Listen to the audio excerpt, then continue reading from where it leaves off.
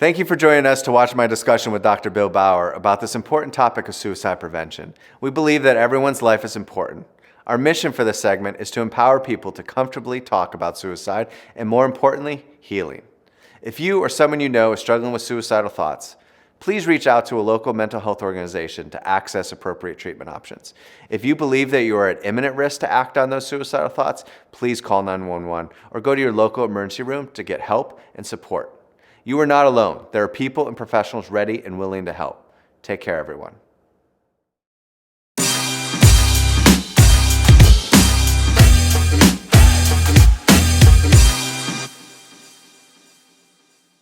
Hey everybody, welcome to Therapy Talk.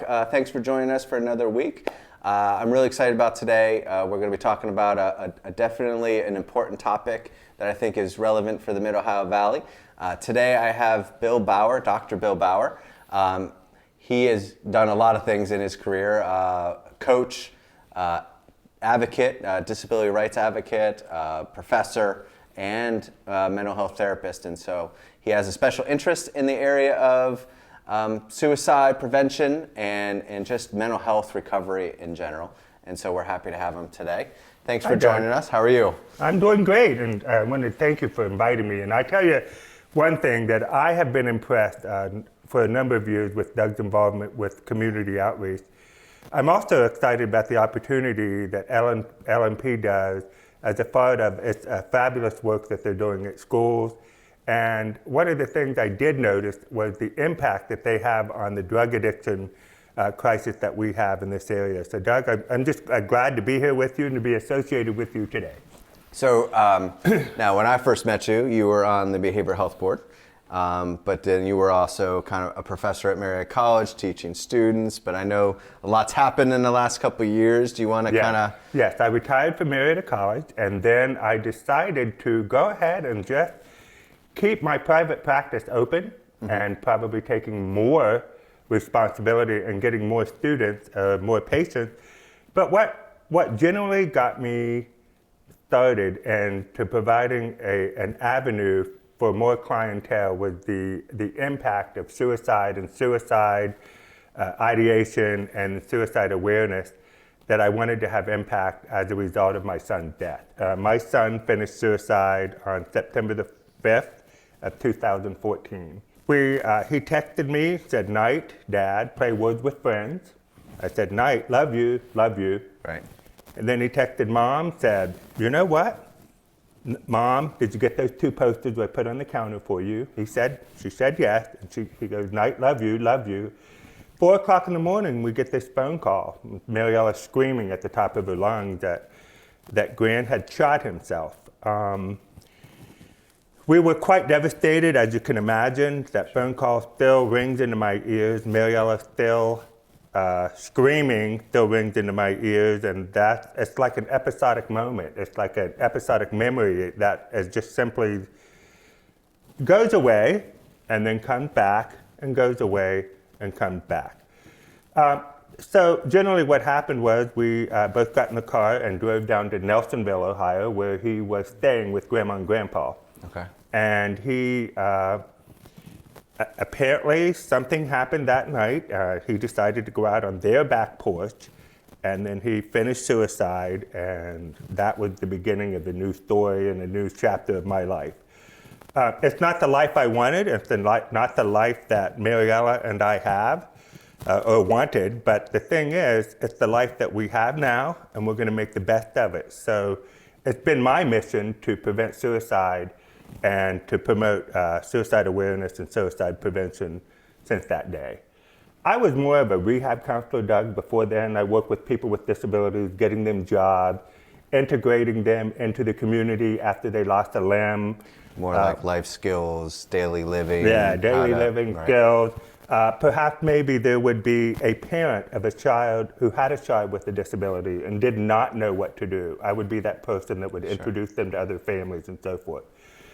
But since then, I still do that, but then I have a heavy focus on suicide, a heavy focus on depression, anxiety, panic, and so forth. But since that night, we have slowly adjusted to a new life. as you can imagine, holidays are different. Our traditions, our heritage, our family dynamics are different. And having 2 kids going down to 1, and especially the holidays when Maddie and Grant used to go downstairs and they would open their Christmas presents. It was real weird after Grant passed away that it would just be Maddie sitting there opening presents. It's hard not to be reminded of the loss. Constant reminding, especially during all the holidays and so forth. But since then, I have done a lot of speeches and a lot of seminars on suicide prevention and awareness. And one of the things, Doug, I would really like to point out is I kind of think of when I go into a counseling situation, I think of every person as an iceberg. Mm-hmm. What you see on top of the iceberg is what they present to you in a session, or they present to you in the community, or they present to you when you're just talking to them. But as a therapist, I try to get what I can, is get as far as I can underneath the iceberg to see really what's going on. Because Grant, if people that knew Grant, they would know he was happy-go-lucky. He was just as silly as I was. Was there a lot of shock from people? Oh, yeah. Like really? Oh, yeah. There was a lot of shock. So when we do know that there are signs and symptoms of suicide, giving things away, just being resolute, going to their room, not coming out, or not doing a lot of the things. Grant didn't display any of those. He was just as happy as he could be the day before. So what I would like people to know that even though there are signs and symptoms of suicide, there could be something that's totally missed. I mean, totally missed. So even though we need to educate ourselves on the signs and symptoms, that sometimes they're not always there. They're just not always displayable. And one of the things that I like to do with my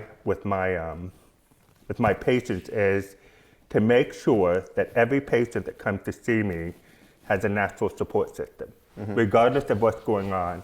I did bring this, and I'm not sure if you wanted to close in on this. This is what we call a sociogram, and I do this with all of my patients. I put the patient's name in the middle, and then they start writing in the middle here. They start writing the people that are closest to them. By far, they love them, and you love them, and you put those people there. The second group would be people that are close, but not as close as your inner support group. And then so forth. These are close, but not as close as this person or this person. These people are close, but not as close as that and that. And then we have more or less acquaintances out here. If I see too many people that would have people that are out here that do not have a good natural support system, that kind of maneuvers my way and therapy approaches is to be able to get them more natural support. So this is what I use for seeing whether a person who has depression, anxiety, if they have natural support on the first date, because I can't be with them 24/7. Right. Yeah, so I look to see what their natural support system is. Well, one of the things that we've talked about in previous episodes and just in general is that we want to work our way out of a job with a client. Absolutely. So that they can actually find a way of resolution and be able to kind of, okay, I'm ready to be on my own, I can move on from therapy, and I have these supports, because regardless of how well we do in therapy, there's always going to be things that happen to us in our life that are going to affect us and that are going to cause us pain and suffering. And so our ability to, therapy is not about preventing anything bad from happening in your life. It's about figuring out ways to kind of handle those things, right? So. Right, it's figuring out how to cope with life in general. And you know what?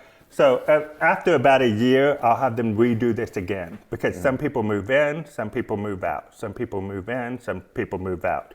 But I just have found this, that knowing that I had this on this chart, knowing that there is support there, and you're right, that natural support system is going to be able to play a role in their lives when you can't constantly be there. And that will be there after therapy seeds. Right. So I guess one of the questions I have, because we think about a lot of people, and part of the reason why we're wanting to have this talk is a lot of people don't really know, or that's really overwhelming. If someone that we love and is having this deep depression and having suicidal thoughts, and how am I supposed to help that person? What am I supposed to do? Am I supposed to be responsible for this person's well-being? And that can kind of really be a challenge. Doug, I've thought about that quite often. And the thing that is very helpful is that if you can see a change in a person's behavior, their attitude, their thoughts, beliefs, and their actions. If you can see any of those changes and it just doesn't seem to be like who they are, if you see that, then I would pay attention to it. It is okay to ask how you're feeling, and it's okay, and you don't have to be a therapist to say, are you having thoughts of suicide? If it is yes, and there is a plan for it, Doug, a 911 call needs to be made. Emergency personnel needs to be made. Seeking help, reaching so they out can to the help, right people. And then after that, then a referral to your agency, a referral to any therapist would be the thing that I would do. Yeah. But the average layperson shouldn't be making an assessment on whether somebody is going to finish suicide or not. But the important thing is that if you feel like someone is, dig in a little bit deeper, ask them questions, and if they have a plan, Doug, and the best interest of both of you is to call 911. So if they say, oh, I think I'm just going to kill myself, I don't like that term at all, especially now. Yeah. I would probe a little bit, but you know what? The risk assessment needs to be done by a qualified personnel. And I remember when you used to do them at the hospital, and I just felt comfortable because I knew that they were going to have a risk assessment done as soon as they got there. So risk assessment is not done by the average person, but it's done by a qualified personnel who's used to doing those. Right, Yeah. and can kind of figure out what's the best course of action, Right. and then also link to services and things like that. So what I also hear is they're not, the natural supports are not there to be their therapist, but to be support and to be there. Right. And to be present, Right. things like that. Yeah, and I totally agree with that. And if you want to, and I don't know what the policy is at LMP, but if I have a young adult who would rather their best friend or their mother or someone be with them, I invite them in. I mean, again, you have to watch confidentiality on that because you don't want that person to go out and say, I went to a therapist to see Dr. Bill Bauer. But I try to make it as comfortable as I can for the client. And if they want somebody to be with them, more power to them. So. Right, that can be a nice benefit to add more people to kind of support. Right. So can we go back to kind of your son? And is there anything that, any experiences that maybe were really like how you transitioned? I mean, I would imagine it was pretty rough and painful right when it happened, and then being able to kind of work through that to get to a place where you can feel comfortable to kind of advocate and speak. Right. Doug, as you know, I've been an educator all my life. I really think that the more we educate people on a variety of topics, even in the field of mental health, I think the world is a better place. Yes, it was very difficult to even go back to work at the college. It was difficult to go back to work as a therapist. It was difficult to go back to work at, I coached competitive swimming for years, and it's very difficult for me to be at a swimming pool that Grant went to. Grant and I used to go to Hawaii and taught swimming every summer for 5 to 6 weeks. So I had to reintegrate myself into those situations as if it was a low-level PTSD. But there would be times when I would go to his favorite store and I'd look at the clothes that he used to like and I'd start crying, and then I left. His favorite food, his favorite song. But I do want to tell you that somebody said, that I did have a friend of mine go, aren't you over it yet? What was that like for you? Doug, there is no way Right.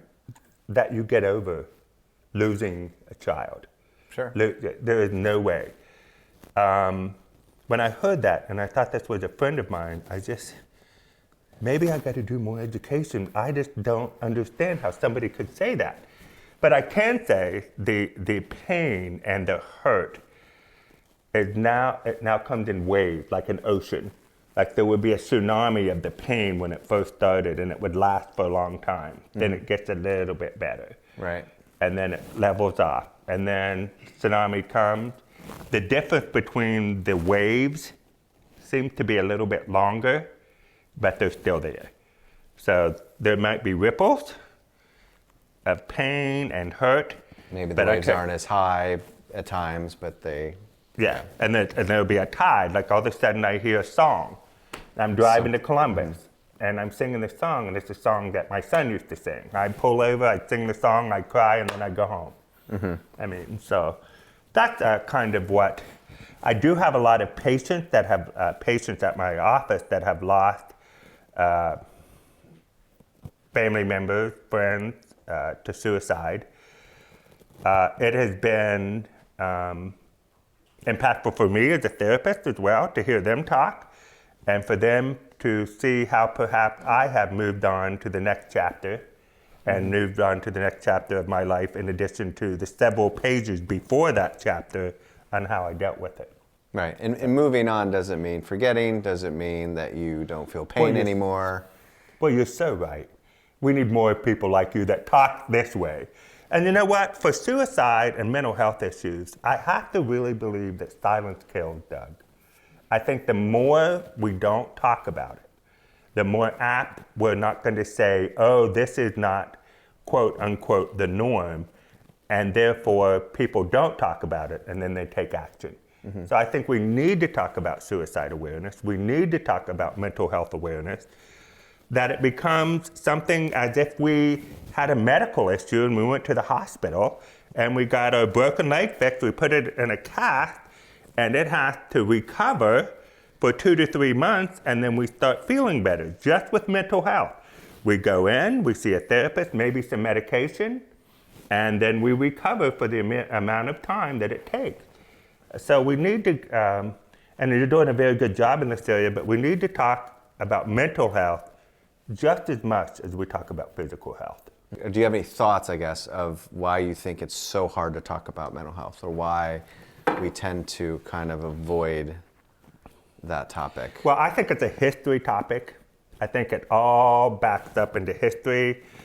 Years and years ago, long before we were even thought of, but in the early 1400s, if people were born a lunatic, as they called him, or crazy, as they called him, they were witches or warlocks, and they were burned at the stake. So that started the history of this. And then we started putting people in institutions. Right. And once we started putting people in institutions, we came up with terms such as insane asylum, right, or the crazy house. And so now we had that going on. We had an avenue by which we put people somewhere to take them away from the population. So there are generations of people that can still remember, oh, I had a grandma, but she lived in the insane asylum. I think as the younger generation start to develop their own repertoire and their own understanding of mental health, that we'll be in a better place in time to come. But history shows that mental health has taken a bad turn due to a variety of media examples. So many times we have a person with mental health displayed in media as a monster. Scary, psycho. We don't usually see unless you can tell me a regular primetime TV show where somebody who has bipolarism that's being treated and they talk about it. Mm-hmm. Or do we have somebody who suffers from depression and they talk about it in media and it's okay? But too many times we see bad media portrayals. What a Beautiful Mind, remember that one? even Frankenstein. I mean, just all those monster movies where we kind of attach it to mental health and mental illness. But until we get to that point, Doug, I don't think that we will have the strong stigma that we do. And I also believe that stigma could be geographically located. For example, if we have an area where mental health services are provided on a daily basis, or in an area where people are educated on mental health issues, we're more likely to see the stigma be reduced. Mm-hmm. But in typical Appalachia, where we live, sometimes we have generations of people that just don't want to talk about it. I do believe that people come back from the war that may have had, like Vietnam War or World War II, may have had some post-traumatic stress. But back then, how did we deal with it? They went drinking, and they kept drinking, they started smoking, and then I've had several clients come to me and say, you know, my grandpa, he was in the war, but he never talks about it. You know what, he drinks a lot too. Boy, does he drink a lot. So I think there was a generation of people that didn't want to talk about it, but they self-medicated. And by self-medication, that produced that generation of people, which also caused physical impairments, such liver disease and cirrhosis of liver and things like that. So I think we're getting better, Doug. I just think we need to keep educating, just keep out there that it's okay to not be okay. Right. Right, and understanding that it's part of everybody. Like we all have feelings and emotions and we do. Experiences that are painful and you know, sometimes it's not always easy to deal with. Yeah, and it's okay to have a therapist. Right. You know, it's okay to have a therapist. I mean, I would just, you know, I think I have a couple of people that, you know, I'm proud to call you my shrink, and I'm like, you know, I'm just your therapist. I'm the person you talk to, but they think it was kind of cool to be able to have one. But it's okay. It's all good. How do you recommend or thoughts about how they cope? Like there's probably experiences that you've had that you specifically have done to kind of help you heal. How do people get through this, through such a... Well, I have to tell you, Doug, that everybody grieves differently, and I know you know that. I know that. Everybody grieves differently. There could be family members, like there's a family of 5, family member that doesn't want to talk about it. A family member that all they want to do is talk about it. A family member that may talk, but doesn't really do the actions that they need to do to get, quote unquote, move on. So what you have to do is look at the family dynamic and take each person as an individual. If I had a whole family, what I would do is meet with them individually to see what their thoughts and beliefs were, and then I bring them together as a family, together. Because it is not something that you can get over by yourself. Mm-hmm. And again, like I said, and the people that are going to help that person are the people that are in the strongest natural support system. And if they're there and they can understand and have what we call active listening, instead of passive listening on the cell phone, But if they have active listening skills, the better chance that they will have to be on this recovery or this journey. I really think that loss of a family member or good friend to suicide is never ending. The pain is never ending. It's just the pain gets, like a friend of mine who I see on a regular basis, said, you know what, it's like riding a roller coaster in the dark. And I can't think of a better way, because sometimes that roller coaster goes smoothly. And it doesn't feel so bad. And then, it doesn't feel so bad. It's kind of fun, you know, you get excited, and then all of a sudden it raises, and then it drops. So I know if he's watching tonight, he will say, hey, Bauer got that metaphor for me. Yeah, for me, but it's just like, it's exactly what he said, so. Yeah. Is there anything that you've kind of looked back and, you know, there might be kind of this pressure to kind of, I have to recognize, or I got to be aware of what those signs and symptoms are, and you know, and it takes like this pressure? Is there anything that you've kind of learned from your own experience or experience you've had in terms of something that they can walk away and say, okay, these are some maybe tangible things I can do to kind of make change? Or like your great staff, they do what we call safety plans. Safety plan would be develop a plan for a person that has had suicide ideations or suicide thoughts or even an attempt. I would like to develop a safety plan for them, because if they feel that way, then we develop a safety plan together. We'll say, when I feel this way, these are the people I can call. These are the people I can go see. Develop that and make sure that those people are aware of the safety plan. And are going to be available. And are going to be available, right. That, yeah. Right. One of the things I do know about a safety plan is that it's not all-encompassing, because those people could not be available. Some of those people will, unless we train them well, do not know what to do. But I think a safety plan would be good. It's important for these kids and adults to know who really cares. I got called in to see a little girl who was 8 years old, who finished suicide. She was being made fun of because of her teeth. My mom would say, just go to school, don't worry about it, they're just bullies. And I got called as a consultant for this. And what had happened was this girl was made fun of every single day on the bus. She'd tell her mom. Mom would say, honey, it's okay, you're pretty, you're beautiful. And what happened was she finished suicide in the elementary bathroom. And that was pretty devastating for the school, devastating for the family. But at that point, I just don't think we realized that suicide can impact young kids. I mean, we just don't.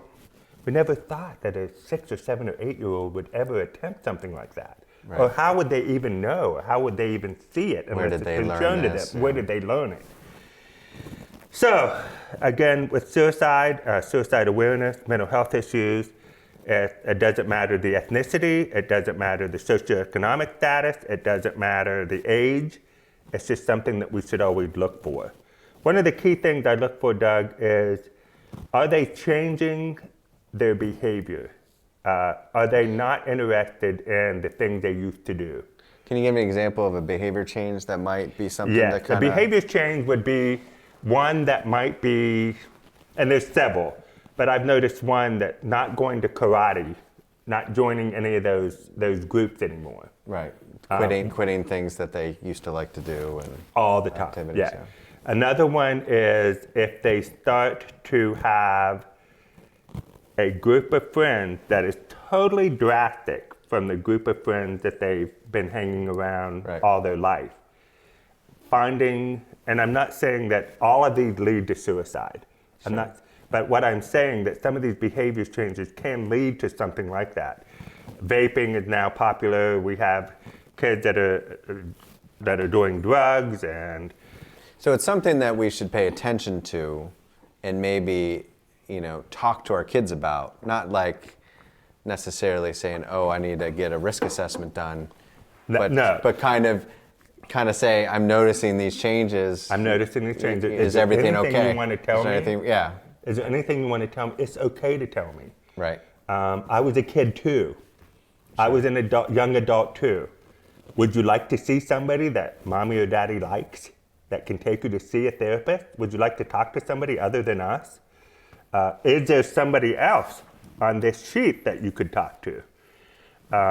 Find out that, and that would be big help, Doug, big help. There is a natural development, especially for kids, to kind of want to do things independently, and as we get older, we're going to more likely not tell everything to our parents, and especially because maybe we're going to get in trouble, but we also kind of want to do our own things, and so sometimes I would imagine parents can feel really helpless in those situations and know how to deal with that and work through that. Well, there's a stage of life that a kid goes through about that age. It's called adolescent egocentrism. Mm-hmm. And adolescent egocentrism is all of a sudden these kids have to have what everybody else has, or they have to have the latest LeBron James shirt, or they have to have the latest jeans with 1,000 holes in them, or they have to have, and if they don't get it, they have what we call an imaginary audience that they think is staring at them because they are not Cool the norm. They're not the norm. So when they can't feel their quote unquote normal, I'm different. Mm-hmm. And if I'm different and my mom won't get me this, I must not be good enough. And so forth. That starts the cycle. And then we need to let them know that they are good people, they are good enough. And we need to let them know that it's okay to be themselves and they don't have to be like everybody else. So, what are good ways to do that? To let them know that they are, wonderful people and they're good people. They're worth it. Let me give you an example of one of my scenarios with my daughter. Mm-hmm. With my daughter, Maddie was 12 years old, and she's going to kill me for telling you this story. But she was 12 years old, and she said, "Dad, I'm going to a dance at the middle school." And I went, "Okay, I don't need to know that, but I'm glad you are." Little did she know that the middle school principal called me and asked me if I would be a chaperone. But she did not want me to be around her. Now, all the way up from birth to 11 years old, she held my hand, we sang Butterfly Kisses together, we hugged, we danced, but all of a sudden at 12 years old in middle school, I want nothing to do with that man. So, we get to the middle school and I pull over into a parking lot and she goes, "Why are you parking?" I said, "Oh, honey, I forgot to tell you. The principal called and asked me if I would be a chaperone." The look on her face was unbelievable. "I'm not going if you're going, and I tell you, nobody brings their dad to a dance." And I said, "Maddie, she just asked me. They need a chaperone. I'm going to do it." But then I'm not going. I said, "Fine, let's go home." So I started, "Okay, I'll go." Well, she walked into the building and she said, "Dad, stay 50 feet in front of me." Don't embarrass me. Don't embarrass me. Stay 50 feet in front of me. So I did, in back of her. So I walked and I would take a step for every step that she took. She got up into the area where she had to pay and she had no money. So what did she do? She had to come back and I'm at the bottom of the step. Dad, come here. I need $5. "You need $5? I gave it to her. And what happened was, the dance was going good, and of course, anytime I hear loud bass, bum bum bum bum bum bum bum, I have to dance too. So I start dancing, and her friends come up and dance with me, and then all of a sudden, she had good reason to be embarrassed, right? Yeah, right. But then she came up and she goes, "Dad, you're okay. You can dance." So it's just that kind of thing. Kids at that age have to know that they are accepted and that they have a support network. Like I do this, you can even do this with teachers can do it with the kids in their classroom. You can see if they have any friends. Because some kid may not put any friends down there, and if they don't have any friends, then that's something we need to work on. Mm-hmm. So, yeah. One of the things that's really kind of strong in my mind, because I've experienced this in terms of kids that I've worked with or just people I've worked with that have had suicidal thoughts, and some of the thinking that people have had is that I'm relieving a burden on my family. If I just take my life, then they don't have to worry about me anymore. They don't have to take care of me and deal with all the trouble that I bring. I mean, it's a very kind of shame-driven kind of thinking pattern. But I mean, it is kind of a real, I think by doing this, I am relieving people of this. How would you, if you had that opportunity to speak to somebody that would have that kind of thinking, what you would say? I think I would say about 75% of suicidal thoughts are related to just what you're thinking. I'm not good enough. Mm-hmm. I don't want to be a burden. People don't understand me. They don't get it. Mm-hmm. The best approach I would say with that is get the family involved, capitalize as much as you can in therapy. Capitalize as much as you can on things that they do well. Capitalize on their friendship. Invite. I've had it where I've had a girl who said the same thing every week. I don't know whether it was attention getting, but that's something we can't, put out there. Because if it's attention getting, we just blow it off as attention getting, and something happens, you just feel terrible about. But what I've done with this girl is I brought in her friends, and I asked her friends to come in, and they hug her and they say, "We love you," and this. Instead of family, is to invite more of the peers of that person in for a therapy session. Now, her friends don't have to come. Right. But sometimes we might think that people think a certain way about us, and it's not really accurate. Right. That Exactly. they don't care about us, or because they didn't call me yesterday. You don't like me anymore. Yeah. So that's what I would do in that case. But I can see where in adolescence, they have so many choices now. Doug, when I was little, all we had was football, basketball, baseball, and because I couldn't do any of those, I was a swimmer. So now we've got all kinds of media that they can watch, video games.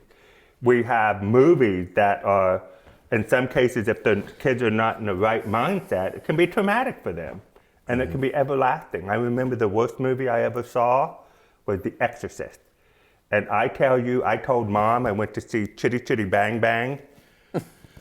And she goes, "Oh, that's a good movie." And then I actually went to see The Exorcist, came back, and I think I slept with my mother at 12 years old for the next 5 nights. And she goes, "Bill, was that movie scary?" I said, "Mom, you just don't know about those houses, those cars that fly into houses. It could land on us." And finally it got to the point where I needed to tell Mom, "I saw The Exorcist. I'll never go see it again. I'm sorry I lied." But sometimes the experience is a very powerful learning tool. Was very powerful. Very powerful. So yeah. There's not a day that goes by that you don't maybe think about it, or there's not a year that goes by that you're not, reminded of what happened, and so it doesn't, you don't ever get over it. Thank you. It's going to be with you, for better or for worse, the rest of so relieving somebody of a burden doesn't really happen, because it's always with you. It's kind of putting it more in a perspective. Can I change what happened? No. Do I wish I could? Oh yeah. Do I need to make sure? Well, my mission has always been to prevent suicide and to promote suicide awareness since that day. So my purpose has changed. My purpose and counseling has changed, even though I felt like I was good with the disability community, but I have an extra dimension, an extra layer of my counseling practice that I really work with the prevention of suicide and suicide awareness. Was there anything that helped you kind of get to a place where, because you really took a really painful experience and channeled it in a very positive way, just through your work? Is there anything that helped you, do you think, get there? I've asked myself that question, and then because Grant and I were such good buddies, I have to say more so that this is what Grant would have wanted me to do. He would want to say, "Dad, no one should ever be in a moment of despair when they felt like they had nobody to talk to." And unfortunately, whether it was a spur of the moment thing for Grant to finish suicide, that's what we're more looking toward. Perhaps maybe something happened and he didn't tell us or anything, but that I honestly believe that throughout all of my work with suicide and suicide awareness, that we've got to get to the point where no one would ever have or ever be in a moment of severe despair, that they would not have anyone within that natural support system or anyone that would talk to them. So. We do have some questions that were from other people outside of You me. did? I did. Yeah, we got questions. So. Questions. And so, one of the things you were talking about makes me think about this is do you have any thoughts about why you think people complete suicide or feel, maybe not even always just completing, but have those thoughts, or how we can help understand why someone would maybe kind of go to that place? I think in some cases it's what we would call community expectations. I'm supposed to do this, I'm supposed to do that, and I'm not doing that. I'm not who I was supposed to be. Can't live up to this expectation. And they're trying to live up to a certain standard, and I'm not that person, so why would anybody want to be a friend of me? Why would anybody want to talk to me? So I think some of those expectations can lead to that. Another thing would be life didn't go the way I thought it should. So therefore, if I'm not going to have the life I want, then why am I living? Mm-hmm. And that's another thought. I have seen... Is that a lot of, like, in terms of, like, loss of purpose? Or loss of purpose, correct. Mm-hmm. Yeah. But at LNP, there is purpose. So we need to know... It is the other part of our name. The other part of your name, right. Yes. So lack of purpose, lack of perhaps maybe a misunderstanding, misunderstanding of maybe what somebody said or did. That has happened before. So. Probably there's an element of learning from each situation. Yeah. Oh, yeah. And learning there from isn't. The client. I mean, because not everybody's the same. You know, it's like we're for all... example, I'm working with a patient now who's a star football player. Son was a star football player at a local high school. Mm-hmm. Thought everything was okay. No, not giving anything away, not showing any actions or anything, and just happened overnight. So it's just, you just have to look at signs and symptoms as best as you can, and then probe a little bit. Yeah. Is there anything that you think globally, or things that we, like, community-wide, that can be done to reduce the risk of suicide? Education, Doug. Education is really a big key. As you know, I'm certified in mental health first aid, and I do a lot of trainings throughout the community, throughout the state. I believe that one course itself allows people to recognize the signs and symptoms, helps reduce the stigma in the community. It also helps promote an awareness that it's okay to have a mental health condition, and it's okay to get help. So I really think the key element is education. What do you think that means, to have a mental health condition? Like, I think when people hear that, they might think like, oh, is something wrong with me? Or is it, like, how do I make sense of those things? I wish it was a different word. I mean, I really do wish it was a word. It's okay to have, and in some cases, a brain dysfunction or a brain disorder that causes us to think and believe a different way. But a mental health disorder, as you know, we've come up with a variety of labels that we put into a book called the DSM-5. And we say if they meet these criteria, that's what they have. Right. As a therapist, I look at the diagnosis, but I don't treat the diagnosis, I treat the person. Sure. So, and I think you do that too. But so what is it like to have a mental health issue? It should be... Or how do people make sense of it? How would people that if they start okay, so they go get educated, they take mental health first aid, and they start saying, oh, I'm kind of noticing these symptoms. What does that mean? Yeah, that means that you probably should go to a professional and see if it lasts for 2 weeks, because generally a clinical diagnosis of anxiety or depression is 2 weeks. If they follow the signs and symptoms, maybe get medication, maybe get help. Well, and just kind of recognizing that, hey, you're struggling, and to reach out is a big one. So what would you tell? What would I tell them? Yeah, what would you tell them? Well, I kind of think is that stress is becoming, unmanageable, or it's becoming overwhelming. Right. And that I am very much of a anti-DSM kind of person. Me too. So I kind of steer away from that, even though you jump through those insurance hoops. But to be able to kind of say that things in life are not going the way you're wanting it to go, and that's a sign that I can kind of reach out and get help if I can't figure it out on my own. Right.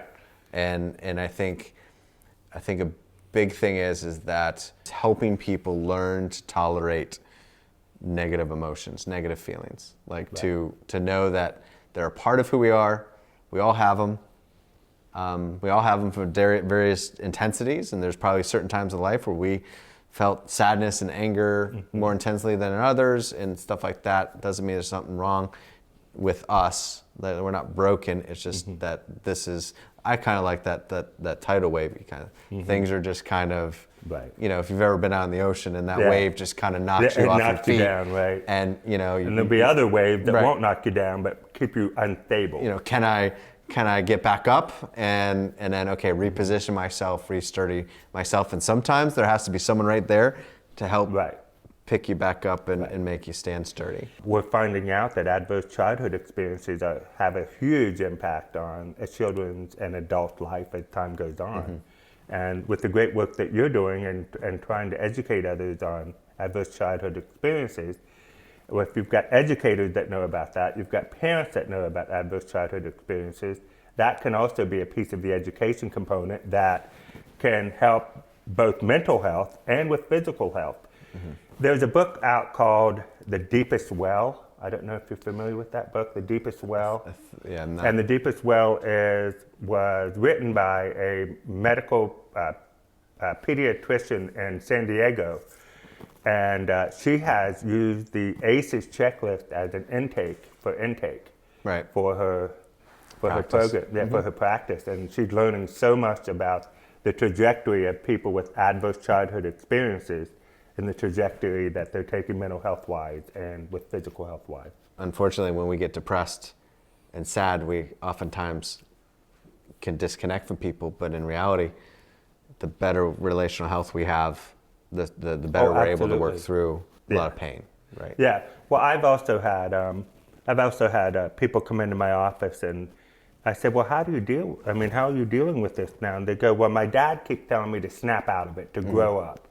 And we know, as professionals in this field, you cannot snap out of depression. You cannot. You cannot snap out of anxiety. It is a biochemical condition that causes us to react in certain ways. You can't snap. If you could snap out of it, you and I both would not be in a job. Well, and it also kind of it reinforces the idea that I shouldn't feel this way. Right. Right. I shouldn't feel this way, and I feel this way. I really can't get out of bed. I'm so tired. I can't move. Yeah. Yeah. And you know what? If you look at we could go on and on. This could be another session, but if you look at the neurotransmitters, when we look at a person who has depression, the neurotransmitter openings on one of the brain cells is small. So what do we do to open those? We take antidepressants, we exercise, we do, I don't know, if you look at the Zoloft commercial, we do self-medication, I have a person who comes in and says, boy, I really love the smell of lavender. Lavender really makes me feel Listen great. to music. So those can all open up the neurotransmitters to the point of where it's an even flow. Once those are shut, we have to find a way to get those to open to flow freely. So once those are shut in one brain cell, the others are open. That's what we call a chemical imbalance, that one has more than the other. So that's what in layman terms, that's what we call chemical imbalance. There's a lot of options to get those neurotransmitters backfiring the way they should. So one of the things I wanted before we sign off and finish today, I know you do have a kind of not-for-profit. It's in memory of your son, and kind of, can you speak a little bit about that? I like the message of your not-for-profit as far as... Do you mind if I just tell him the whole how it started? Well, after Grant died, it was kind of a depressing year, of course, and usually I feel like the second year is the worst because everybody kind of forgets. They forget that year. But I did have a friend, I still have a friend, who I graduated with in Marietta High School named Jim Luce. he heard about it. He heard about Grant dying and just called me out of the blue. I was in Hawaii, and of course, Grant had passed away, but I was just like, he goes, Bill, let's do something. And I said, let's do what? Well, he's a huge philanthropist. I would say he has a lot of money, but I don't know how much. And if he would watch this, he would say, Bill, why are you talking about this? But anyway, he said, well, why don't we develop this foundation that will give monies and grants to people that would help prevent suicide, suicide awareness, promote suicide awareness, mental health awareness. And one of the things that Grant really liked to work for and to work with were people with severe intellectual disabilities. He just treated every child and every adult as if they were his friend. So with that, we started it's called the Bauer Fund of the James Luce Foundation, and we've raised about $100,000 over the last 5 years.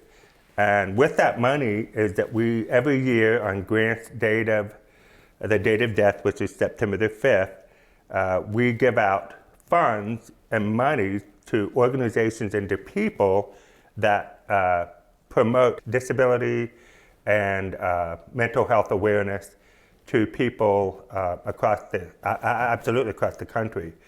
Every year, we give a nice stipend to people that have an idea or to encourage them to continue what they're doing. For example, this year we gave money to the National Suicide Hotline. Mm-hmm. That was just a give-in because we knew that. We gave, and this is something you should look at. Sarasota, Florida has a youth program that prevents suicide and suicide awareness to teens and youth because they had an increase in the number of people finishing suicide in that area. So we gave funds to help develop their program. And then every year we seem to find a person that may go into the field of mental health or that they've done something phenomenal for the mental health field, and we give them either a scholarship or money to help promote their recognition or their programs that they're developing. We've done that for 5 years now, because this will be 6 years since Grant has passed away. And little did I think that this thing would grow, mm-hmm. but it's nationwide now. We have a lot of swag that we do. There's a message on your shirts that you... Grant Speed. Grant Speed. Yeah, and somebody told me that you ought to use this term Grant Speed, and I had no idea what it meant, so I just went with it, and it's taken off. Have you ever heard of Pure Vita bracelets? Not really. Pure Vita, these string, they're like this, string bracelets. Mm-hmm. And we had them in Grant's favorite colors, which were black and gold because he liked Batman. Mm-hmm. And then we had them in the suicide awareness colors, and then people wanted scarlet and gray.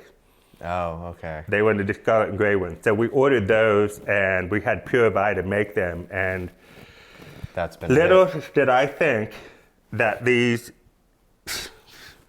would sell, and they're selling all over the country. Yeah. I have no idea the impact. So you're at home just kind of weaving these things together? The company has adopted it, and they're making them. Wow.